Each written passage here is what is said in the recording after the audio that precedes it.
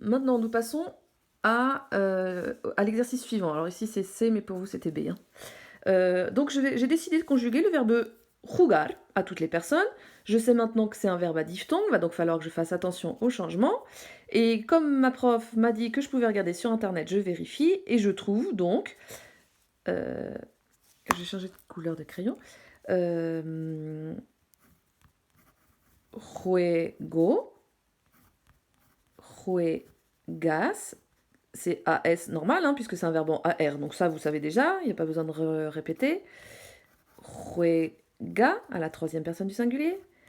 Jugamos. Jugais, toujours avec l'accent. Et juegan. Alors, qu'est-ce que vous remarquez? Est-ce que vous remarquez pas quelque chose? On regarde toujours le radical, hein. Regardez là, là, là, ici, ici, là. Mettez pause si jamais vous voulez réfléchir plus longtemps. Sinon, je vous donne la réponse. Regardez, à la première du pluriel et à la deuxième du pluriel, la diphtongue ne se fait pas. Juego, juegas, juega, jugamos, jugais, juegan. Ce n'est pas un oubli. La diphtongue ne se fait pas ni à la première du pluriel, ni à la deuxième du pluriel. Même chose pour un verbe de la deuxième colonne. On va prendre par exemple le verbe merendar. Alors, mettez pause à chaque fois si vous voulez réfléchir avant que je note. Comme ça, vous donnez la réponse et vous voyez par rapport à la mienne après si vous aviez bon. Donc, première personne, ça va donner... Non, je veux écrire en bleu. Meriendo. On n'oublie pas la diphtongue. Deuxième personne. Meriendas. Troisième personne.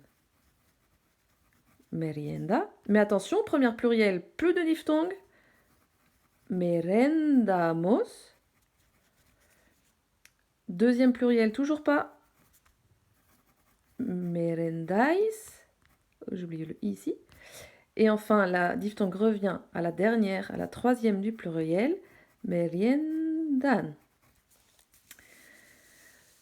Verbe à affaiblissement, on en a un seul. Alors là, le verbe vestirse, vous vous souvenez, le C, hop, il passe devant quand on conjugue. Donc on peut tout de suite écrire me, te, se, nos, os, c. Je mets pas de couleur parce que c'est pas notre point important ici. Hein. La conjugaison, vous devez la connaître par cœur. C'est pour ça que j'avais insisté avant. Donc, mais, alors, affaiblissement, cette fois-ci, c'est le E qui se transforme en I. Première personne, me, bisto, le E s'est transformé en I. Te, bistes, un verbe en IR, donc on met ES. C'est biste, pas d'affaiblissement à nous. Nos bestimos, os bestis, accent sur le I, hein, et c'est bisten, l'affaiblissement est revenu. Alors attendez, je regarde si j'ai ce qu'il faut. Là. Donc on fait bien attention. On a les i ici, mais pas à nous et vous. On a le changement ici, mais pas à nous et vous. Même chose ici. Là. Alors que remarque-t-on? C'est exactement ce que je viens de vous dire.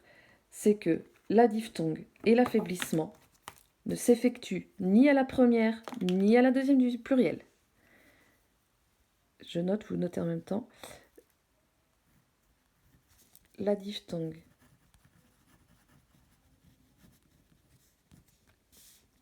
et l'affaiblissement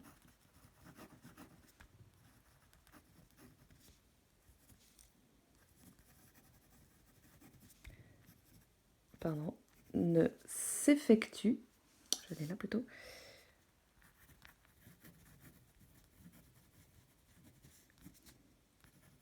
ni à la première personne du pluriel, ni à la deuxième personne du pluriel.